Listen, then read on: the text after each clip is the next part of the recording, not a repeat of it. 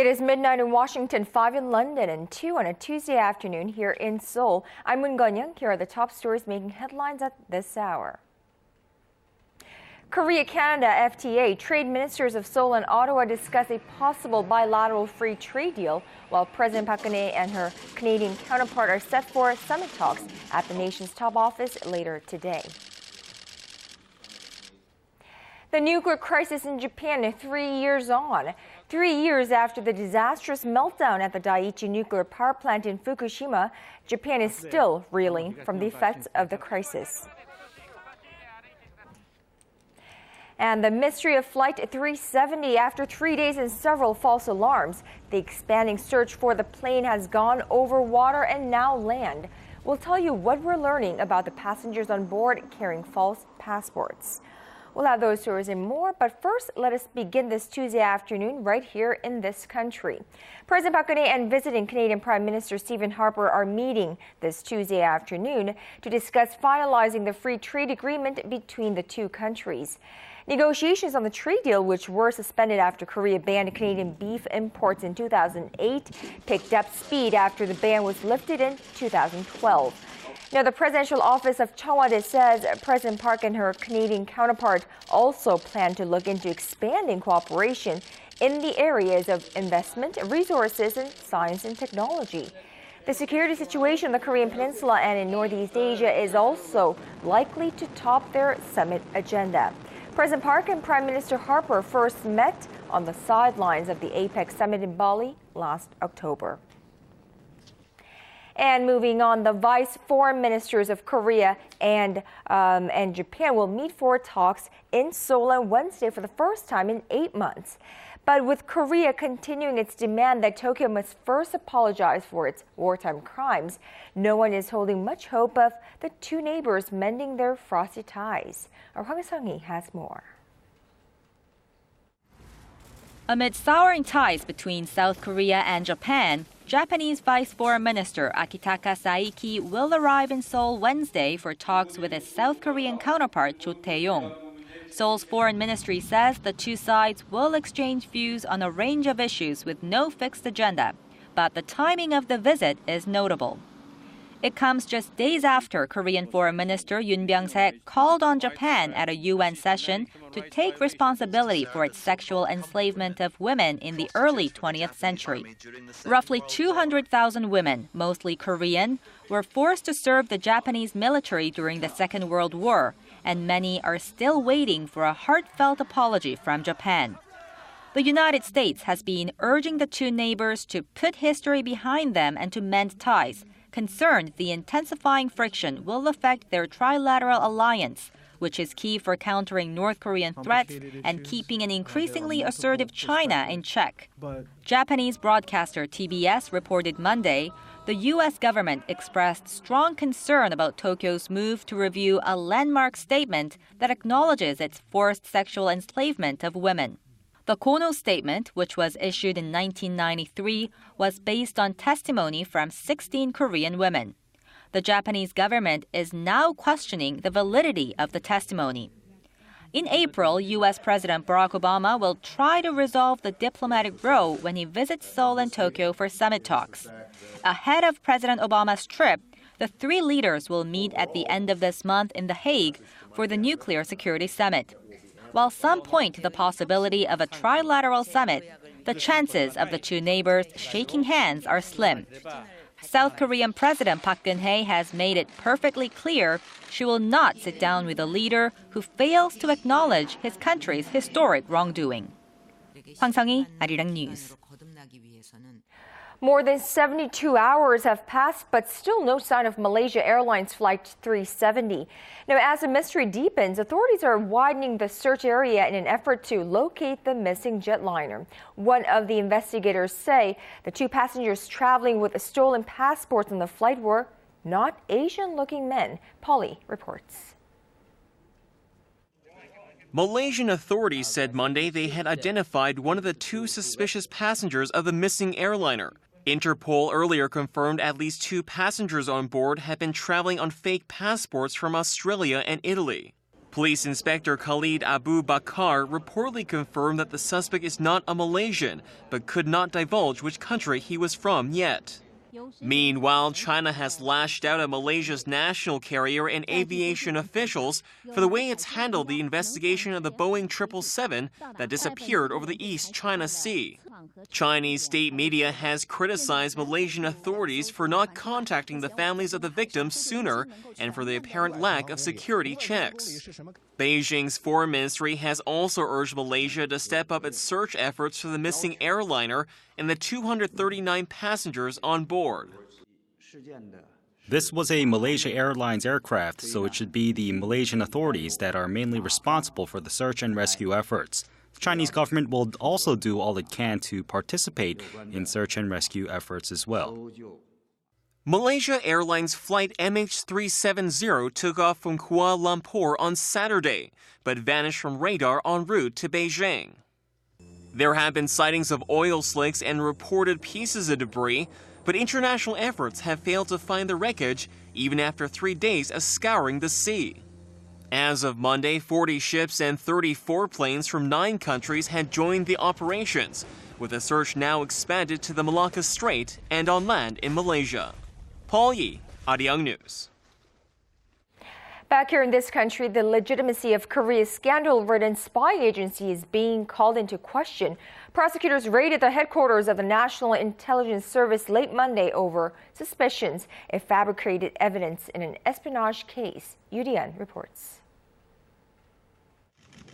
The case revolves around a former Seoul metropolitan government official, Yoo Woo-sung, who was accused of being a North Korean spy. Yoo was initially cleared, but the prosecution appealed the case, putting forth new documents as evidence he traveled to North Korea as late as 2006. Those documents were provided by the National Intelligence Service. The case began late last year when the prosecution found those documents it received were faked, raising suspicions the NIS had fabricated the documents to set the city government official up as a spy. Those suspicions gained traction after an NIS informant claimed he had forged the documents. The informant, identified as Kim, attempted suicide last week after leaving a note saying that NIS owed him money he was supposed to receive in return for forging documents. Prosecutors raided the NIS headquarters for over 7 hours on Monday to determine whether the spy agency had requested forged documents from Kim or whether it knew that the documents it received from Kim were faked. The intensive crackdown came only hours after President Park Geun-hye expressed strong regret over the scandal and called for a thorough investigation into the case. 이 일과 관련한 실체적 진실을 조속히 정확하게 밝혀서 더 이상 국민적 의혹이 없도록 해야 할 것입니다. This is the second time the prosecution has raided the spy agency since President Park came into office. The first time was in April last year when the NIS was suspected of meddling in the 2012 presidential election to drum up support for Park. Yurian, ARIRANG News. Phase 2 of a massive medical strike has begun here in Korea after tens of thousands of doctors walked off the job on Monday. For the next week and a half or so, doctors taking part in the strike will cut their work hours and limit time spent with patients. Our Kwon-soo reports. The medical strike has just begun. After Monday's walkout, the Korean Medical Association is progressing to the next round of its strike as planned. While those taking part in Monday's strike refused to provide any medical services, starting Tuesday through March 23rd, doctors will turn to a work-to-rule action. This means they won't work more than 40 hours a week, which is around 10 hours fewer than usual, and will treat patients for no longer than 15 minutes. A full 6-day strike is then planned to begin on March 24th, which could also include the closing of emergency rooms and intensive care centers. If residents and interns participate in the 2-week strike too, there are concerns this will affect the public, considering they work up to 100 hours a week. Although some patients were inconvenienced by Monday's walkout, it didn't create as much chaos as initially feared. The government has reiterated it will react strongly to illegal actions that put the health of the public at risk. The health ministry estimates around 29% of doctors at hospitals and local clinics took part in Monday's walkout, while the Medical Association puts the figure at 49%. As big as that discrepancy are the stark differences in opinion over the government's health reform plans, which prompted the KMA strike.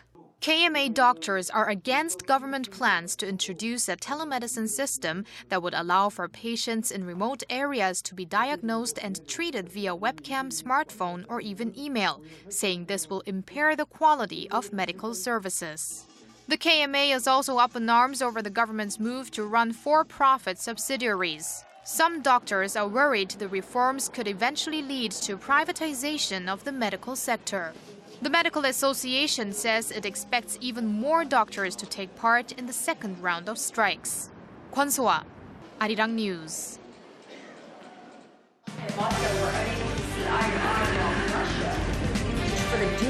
All of the day's important events close to home and around the world.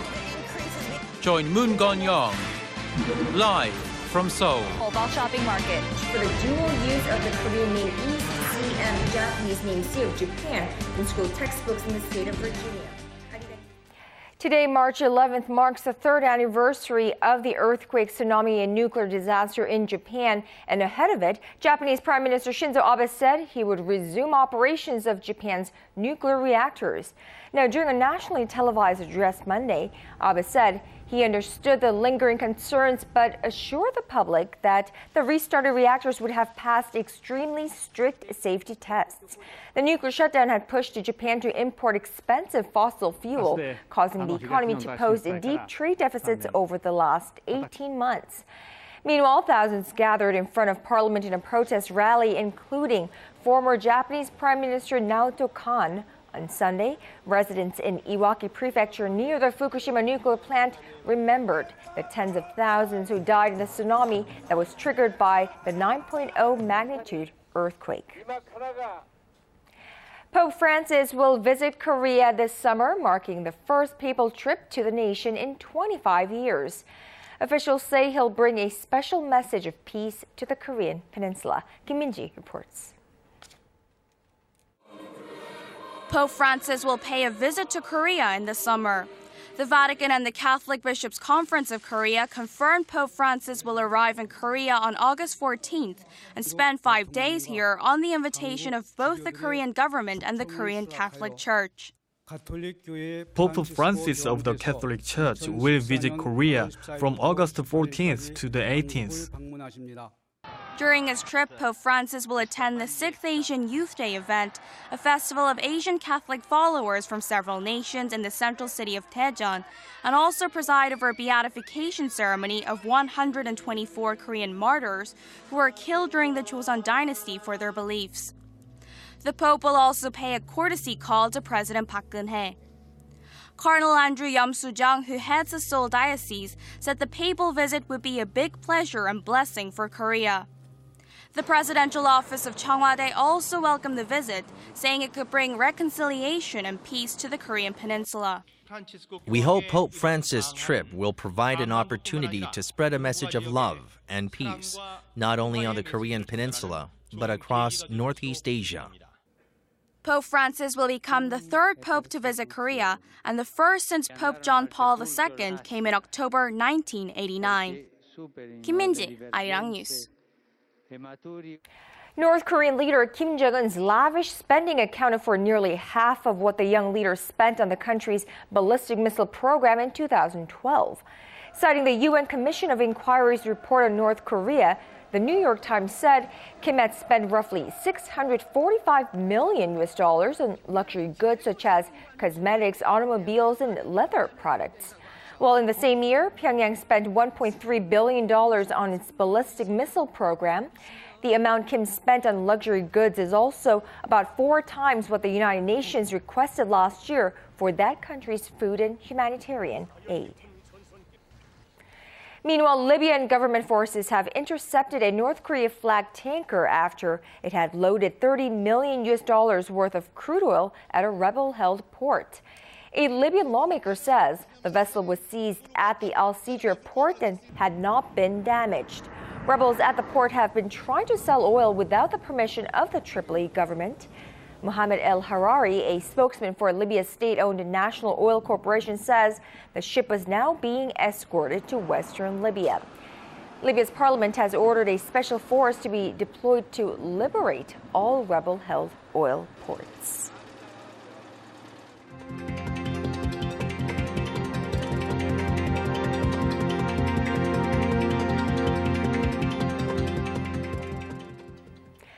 Household loans fell for the first time in 11 months in January due to a drop in mortgage and credit loans.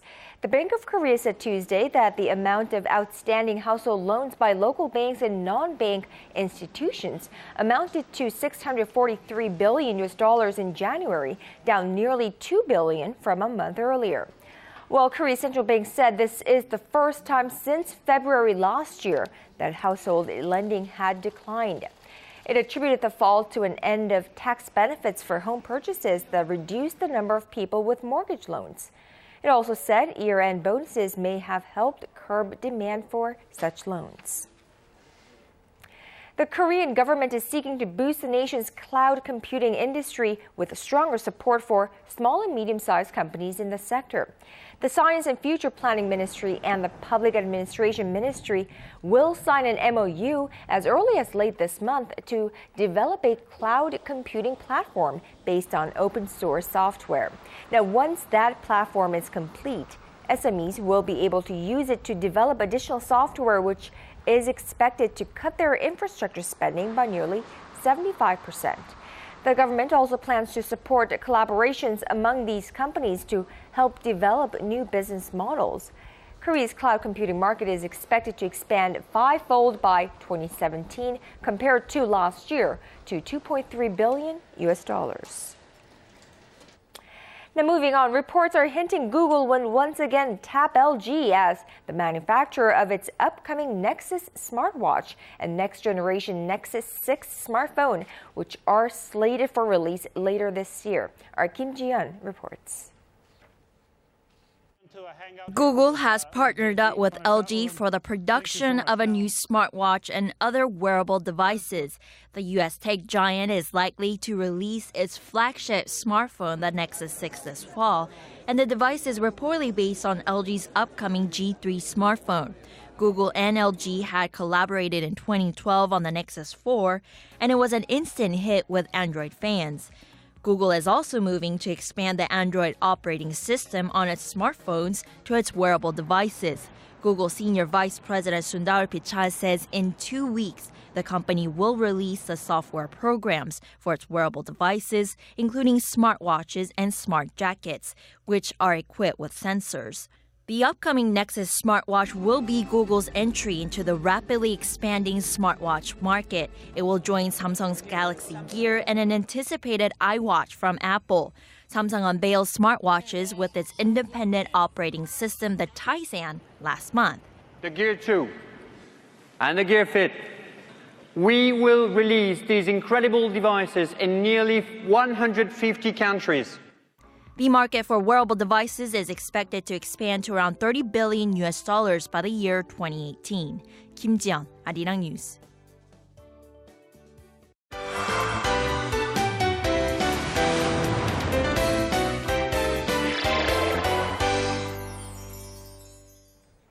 And now it's time for our daily arts and culture segment, and for that we are joined live in the studio by our Im Yoon-hee.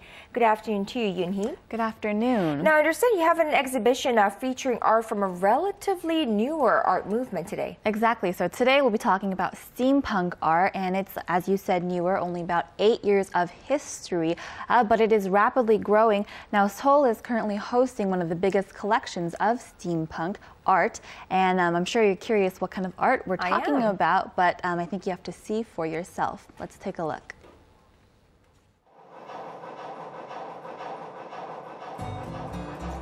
Where the Wild West meets the Victorian era, with a touch of the futuristic. This is steampunk art, a relatively newer form of art, but still one that's not afraid to push the boundaries of the imagination. The genre took off approximately 8 years ago on the internet. That's where it came to fame. And since all the artists around the world had immediate access to view each other's work, the art form just took off. The internet was a great incubator for this particular style. And the style of itself, to put it very simply, it's Victorian science fiction, but viewed through the eyes of contemporary artists. Art Donovan is one of the forerunners in the steampunk realm. In one of his earlier works, he recreates the astrolabe, one of the world's earliest navigational tools. Combined with the complexity of clockwork against the primitive aspect of the skull, the result is a work of art, steampunk art. As one of the most comprehensive collections of steampunk art yet, artists have gathered from around the world to share their works. The hard metals are reminiscent of a scene from a sci-fi movie, while influences from ancient cultures are visibly present. These works are all part of the steampunk art movement.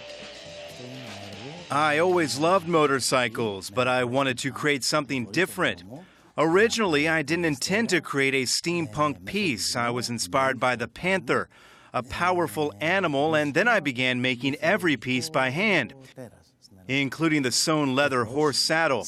I combined the mythological with science and technology, and now I guess it's got a little bit of steampunk. Since it's still in its earlier stages of development, steampunk art has some surprises up its sleeve. Some pieces are intended to be functional, while some look more like a prop from a movie. But that's the thing about steampunk. Ranging from all different styles and mediums, steampunk art has an unbridled freedom, enjoyed by the artists. The steampunk is a very messy process in of itself because you're working with virtually every art medium imaginable. You're working with wood, leather, paper, metal, all kinds of things. So what you see here is all very nice and neat. But the studio is a disaster when you're creating it because everything that has to be done at once. Whether it be from the ancient Persian Empire or the Industrial Revolution, steampunk art doesn't discriminate.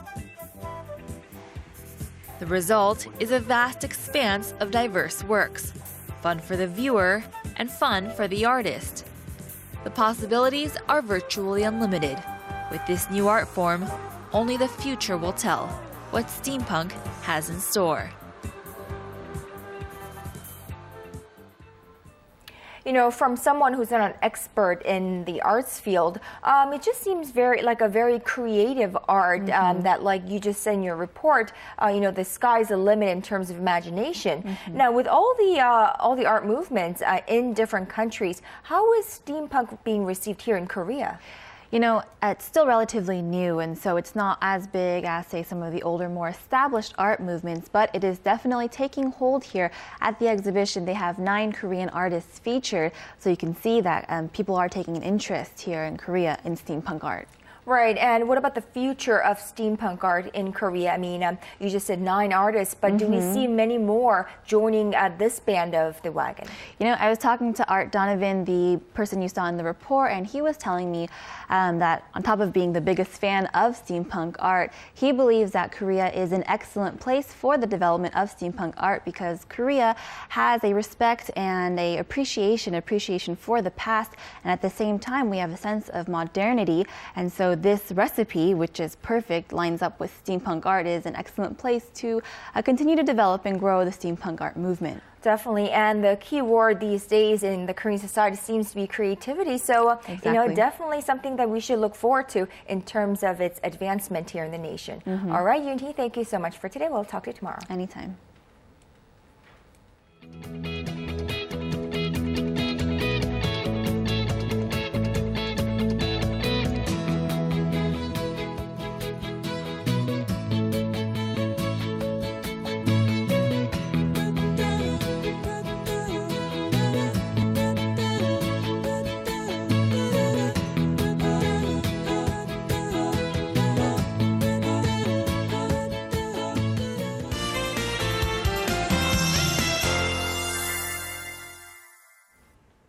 Now, good afternoon. We have a nice warm day here in Seoul and nationwide with highs of up to 17 degrees. However, please be advised that there is a 20-degree temperature differences between the mornings and nights. Now, for more details, let's move over to our satellite map.